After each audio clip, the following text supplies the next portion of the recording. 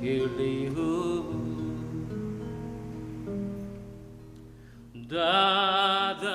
nesta sessão de Portuguese Voices, vamos ver um documentário que realizei há muitos anos atrás, mas tive muito gosto porque descobri uma parte nova e antiga de Portugal que existia, e este documentário é de acontecimentos que existiam antes de nós, como portugueses, nos identificarmos como portugueses.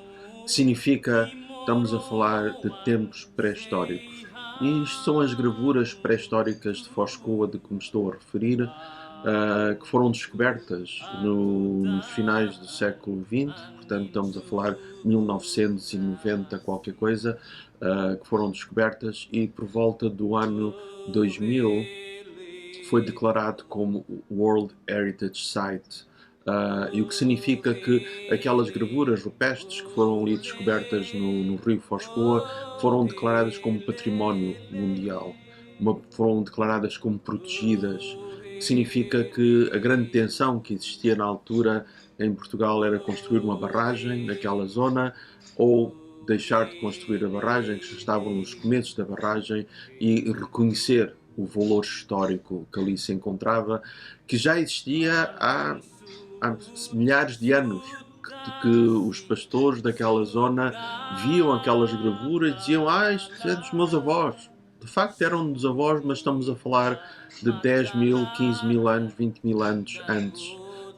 E quando verdadeiramente foram capazes de identificar como um valor muito histórico, e era histórico porquê? Porque existiam antes as gravuras pré-históricas em caves, quer em Espanha, quer em França, quer outras partes do mundo, mas nunca se tinha descoberto esta imensa extensão ao ar livre, ao longo de 16 quilómetros, ao longo do rio Coa.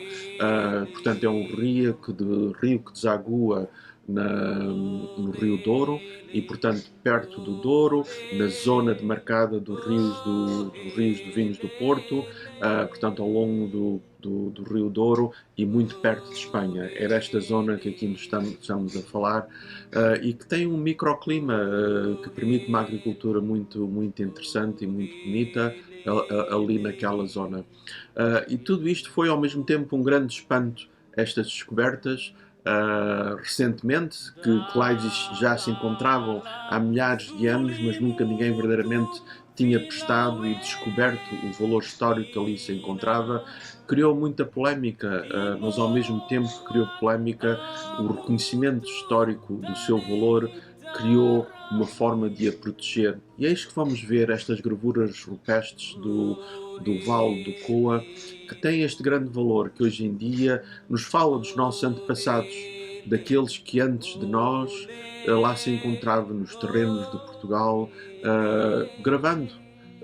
Se era arte ou se era simplesmente uma manifestação de escrita, princípios de escrita, se era simplesmente um sinal a dizer há aqui caça.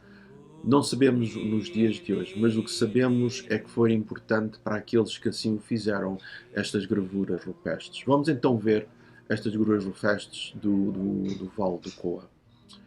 Today we are going to see these prehistorical carvings of the Coa Valley that were discovered in the end of the 20th century, beginning of the 21st century, so around 20 years ago. And but they've been there in the Rio Coa, which is very close to Spain, and in Portugal, near to Rio Douro, where all the port wine is produced and created. And so they discovered these rupestic carvings, and immediately it was declared as a World Heritage Site. And so it means it was preserved for humanity to be able to see it.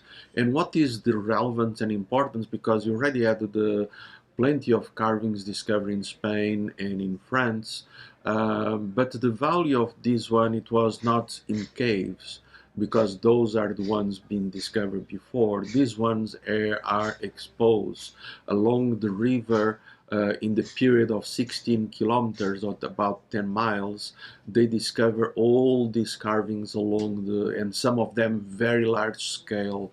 And so that's the uniqueness of this discovery, these very large scale carvings that even today we are able to appreciate and value.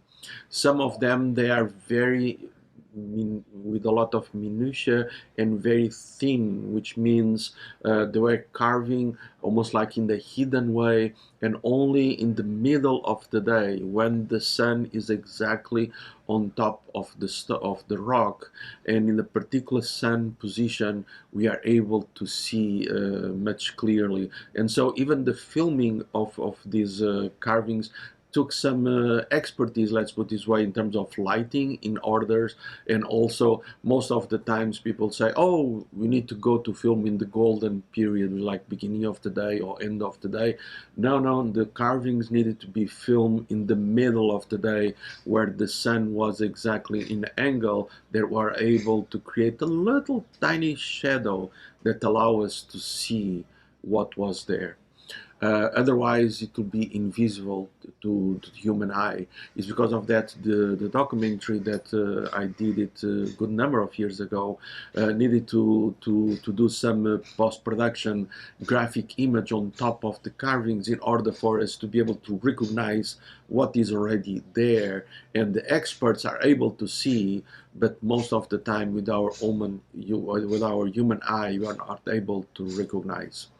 So with that said, let's watch this short, small documentary, but I think meaningful, that speaks about in a very unique region of our ancestors, that we even today we wonder where they carving the beginning of calligraphy, where they carving art, where they just creating a signal recognition that this is a good place to hunt. We don't know in our time. What we know, it was meaningful to them, and wherever they carve, it meant also it was a place they hunt and they live close by.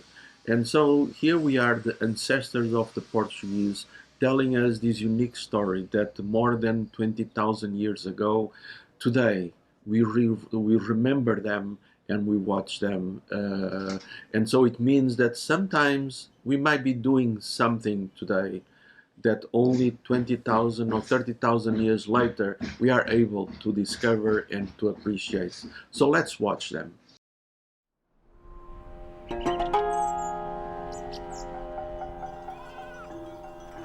Most of us expect to find history among ruins, not along such staggering beauty as the Rio Coa.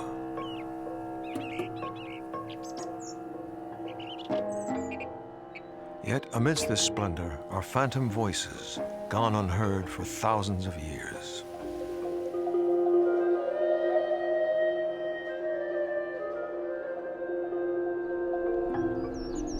This national monument is the only known instance where rock art of many different prehistoric and historic time periods reside in the same place. Today, it is the largest collection of outdoor Paleolithic figures known in the world. It took a worldwide outcry demanding knowledge before profits to give new life to lost artistic expression. All the story begins with the intention to build a dam in order to obtain some electricity support to Portugal. In 91, first time, was discovered some engravings, Paleolithic engravings. So we have substitute the dam and electricity program with another program, a cultural program. In 1996, we built a park. Trained guides take visitors in park vehicles from the centers to the rock art sites. Access to the engravings at these sites is not easy. Much of the surrounding terrain is rugged and only accessible by foot. At present, the only rock sites open to the public are at Penascosa, Ribeira de Piscos, and Canada do Inferno.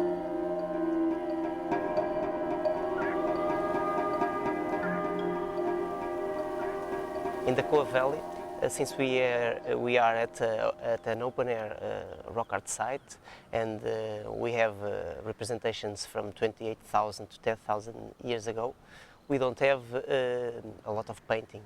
We have only one site in Faia, a sheltered site where we have some remains of red painting. The most important technique of representation in the Coa Valley is the engraving, and we can distinguish four different techniques of engraving. The most important one and the less visible one is the fine line incision, where artists draw the lines with a small stone, flint or quartz to draw the animal, and simply like that, sometimes with multiple lines filling the body.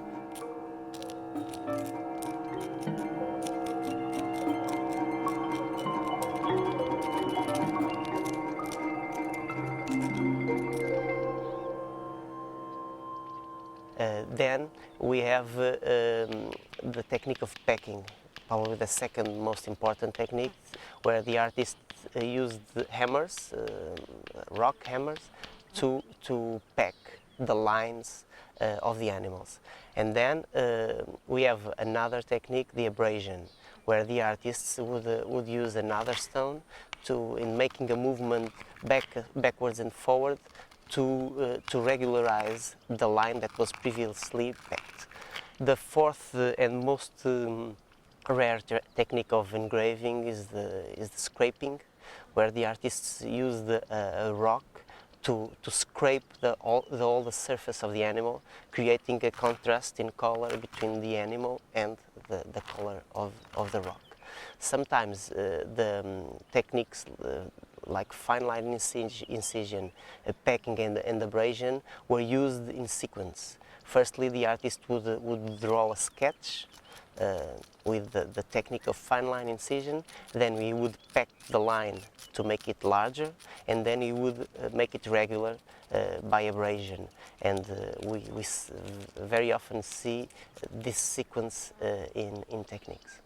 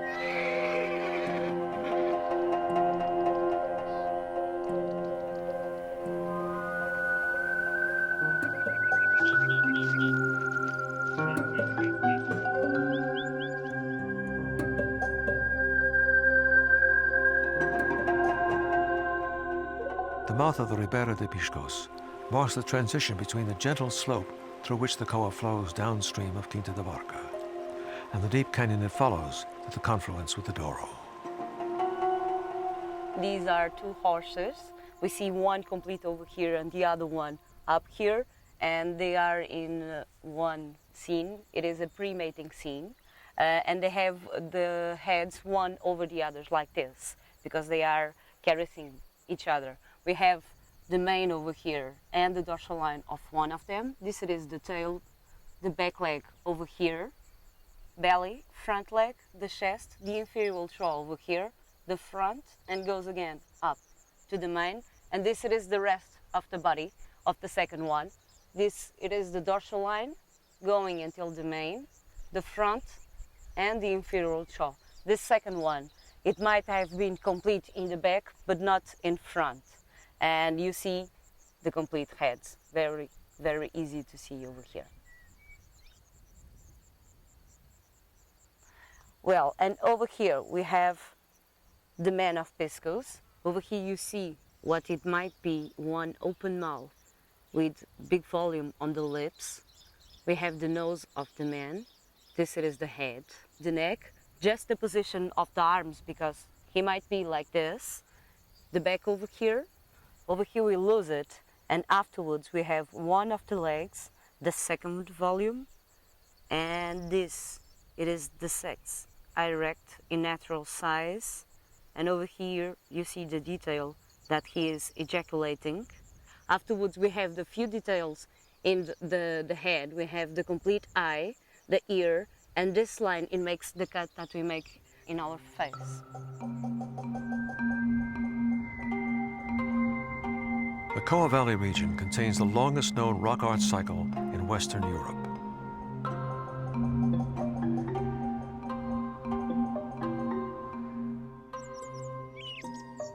Well, over here we have one auroch almost in natural size, and because in those days, in the Upper Paleolithic, he could get between hoofs and horns or head 2.5 meters.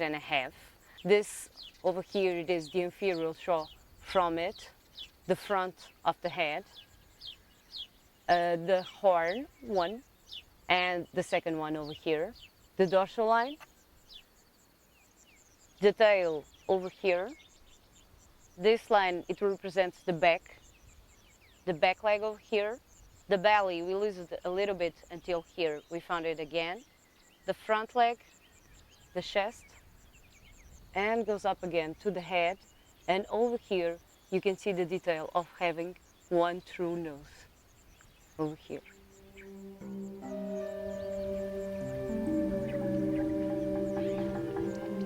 Penascosa is located a little more than 1 kilometer upriver from Ribeiro de Piscos, but on the opposite riverbank. Here the valley opens up, and there's an extensive beach whose sands may cover more engraved rocks than those already known. Well, over here we have again another auroch. We have here the head, the front of the head, here the horns, very well done ones, the dorsal line, the tail over here, the back and the back leg, the belly, front leg, chest, and goes up again to the same head. To the other side of the rock, we have a bigger one. We have the inferior jaw over here, the front of the head, and we have the details of having the two true noses, the front again, the dorsal line over here, one enormous big tail, the back leg over here, the belly, the front leg, the chest, and goes up again until the same head.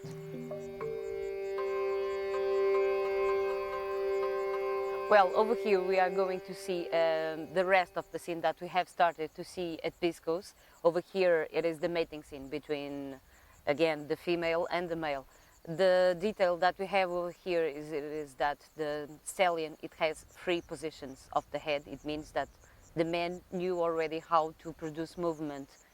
Well, over here we have one goat, and this one, it has a lot of details, like the beginning of one horn, the second one, it is complete, the dorsal line until here, and she has a very funny tail made in 3 lines open. The back over here, back leg, belly, the front leg, chest, and the head. But inside the head we have the detail of having mouth, eye, and here represented.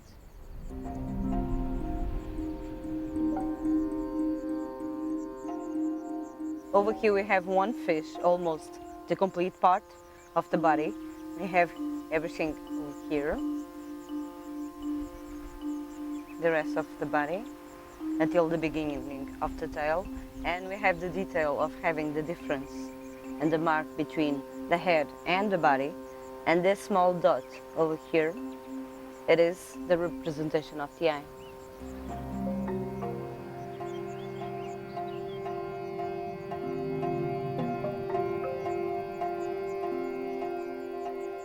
Over here we have the dorsal line from one deer, and over here we have the beginning of the first antler with all the things that they have in the antlers, and the second one, it goes up with the different lines also, like this.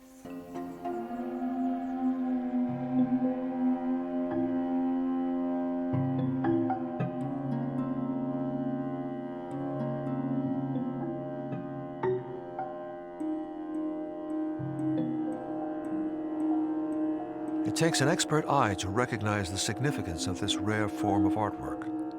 A team of archaeologists and curators study and preserve the Coa Valley rock art. These experts work diligently to put the historic finds in proper archaeological context.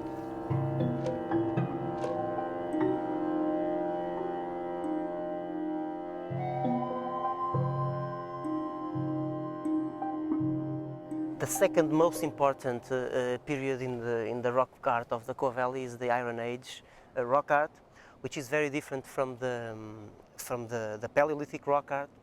The most important motifs are warriors and horses and horsemen. Some dogs also.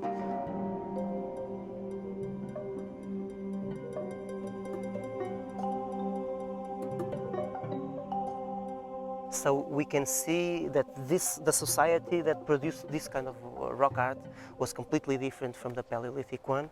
It's a society more complex. We imagine that some of these scenes are mythological scenes because of some of the features, and so most of these images portray warriors in action.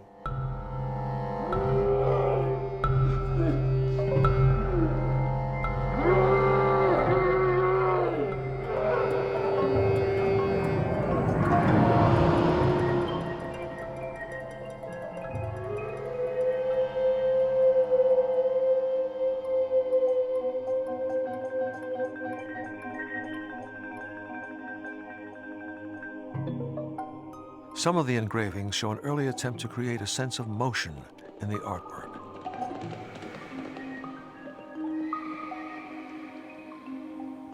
This rock that we are looking at is a very interesting rock, which is composed by a scene with 3 goats, and one of the goats, this one that we can see, it's a male, and the most interesting feature that it has, it is the fact that it has 2 heads, and this was a way to portray movement. Like in comic books nowadays and animation movies, Paleolithic rock artists represented 2 heads to portray the movement of the head of the male goat, which is looking backwards and forwards. Ancient voices, whose echoes faded long ago, re-emerge as etchings in the Coa Valley, leaving modern man to translate their meaning.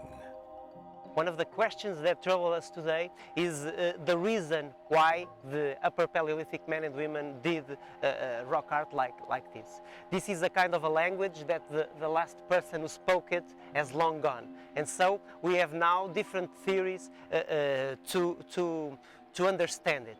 There are people that defend that this is a kind of totems.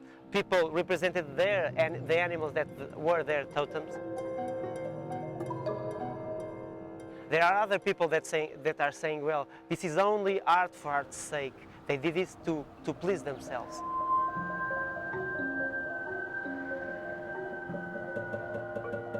There are other and different theories. One modern theory is that this was related to shamanism, and the animals represented the visions that the shamans had. There are others that we can identify here. For instance, some people say that these animals were marking territories. We have some examples where the animals are placed very high and very big, and that they could have been seen from a distance. And so marking territories is one of the hypotheses.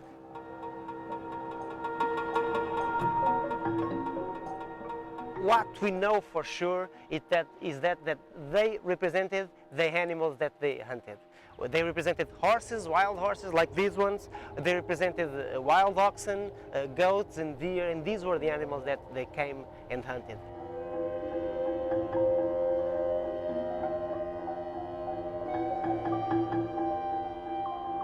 And this river, the Coa River, was very, very important during those times because the snow that would have been during winter in the hilltops around the river would melt during spring and the river would flood. And when the flood came, the animals, the herds of wild animals came, and men and women came after them to hunt them. And it was while they were waiting for them to hunt them, they draw it. We don't know for sure why they draw them, but we know that it is related, hunting and rock art. These are two things that are related.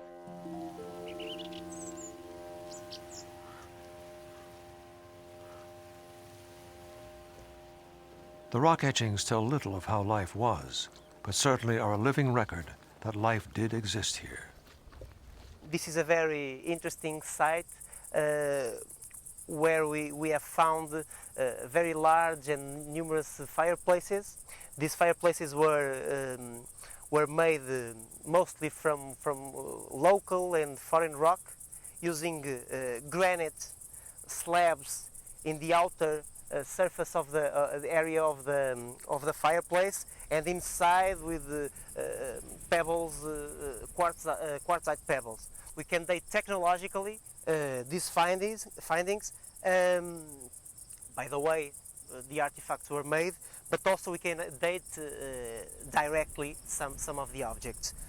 In here we cannot use radiocarbon dating because in here we don't have bones, we don't have wood to use radiocarbon dating, so we must use thermoluminescence, TL dating, which dates burnt rock and dates the last time that the rock was hidden. And so that's the way we can date these sites like Olga Grande 4 and its fireplaces.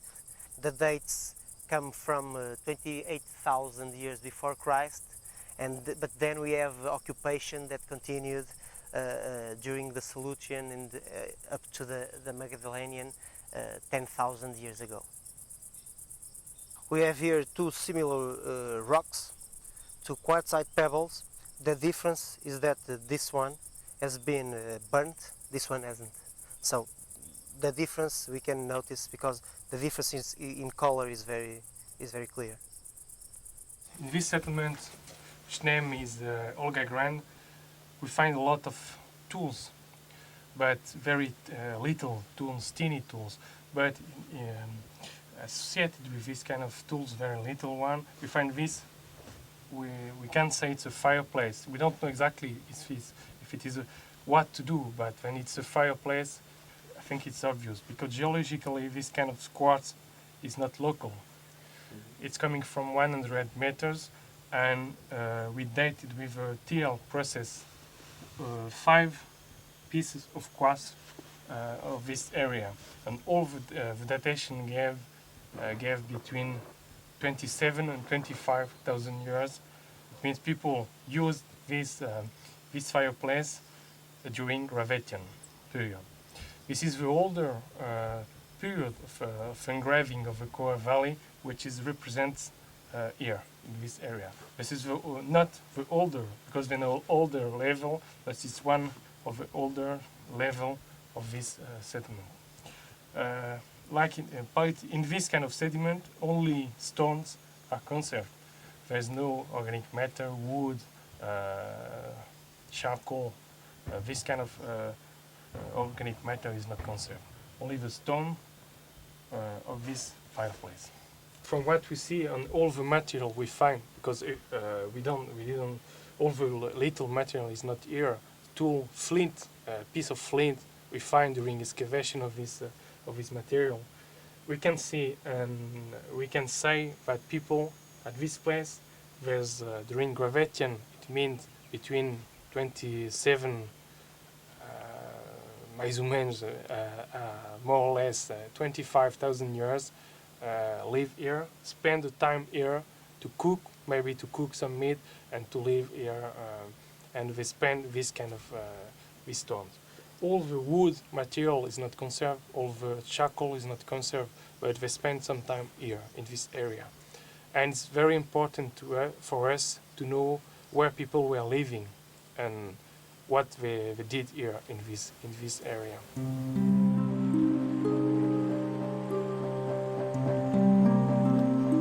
Those who left behind the rock art must have known love, joy, and peace along the Rio Coa.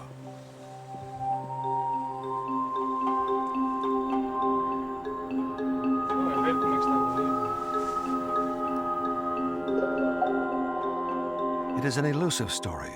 Only traces and hints, small pieces of a larger puzzle, offer clues to the past, unraveling a compelling story of human evolution. As novas descobertas que fizemos em dezembro do último ano. The new discoveries done in December of 1999 brought new archaeological data. This data manifests the following. For the first time, we discovered geological layers, which have vestiges from the Paleolithic in contact with a carved rock. Do Paleolítico Superior em contacto com uma rocha gravada.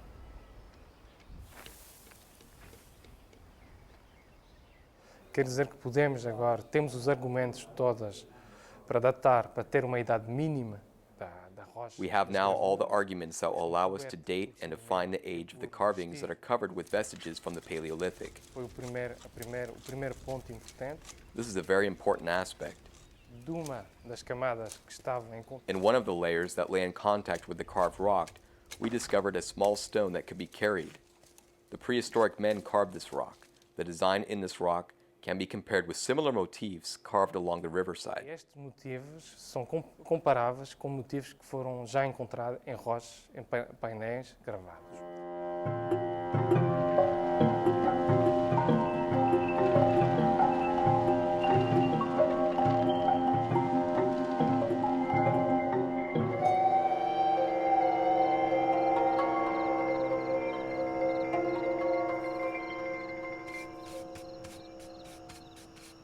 Those who come here to unveil the secrets of the rock art do so at night. These experts use transparencies to trace and extract the carvings from the wall. They bring generators to power their lights, and often the sites are cold. The work is tedious. But it is the only way the art can be taken away from the sites and given the world to appreciate.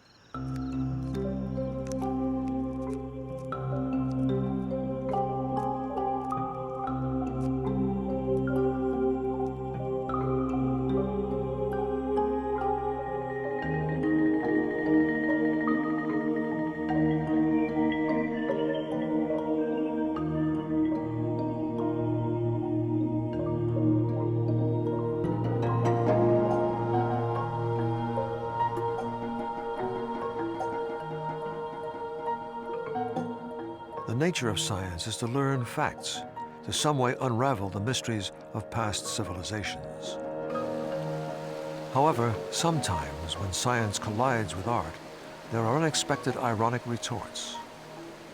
There are two ways to understand this rock art. One of the ways is to study its spatial distribution and try to make connections. The other way is using a method called ethnoarchaeology, when we compare Paleolithic art with art that is done today by groups of people that have a similar way of life. For instance, Bushmen from south of Africa or Aborigines. And it's interesting to tell that there was a group of Aborigines that came here to the Coa Valley a few years ago.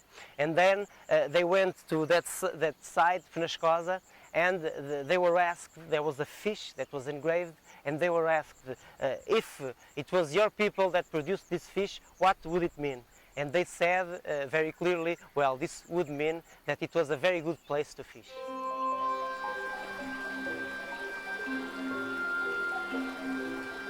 The Earth does not easily yield its secrets.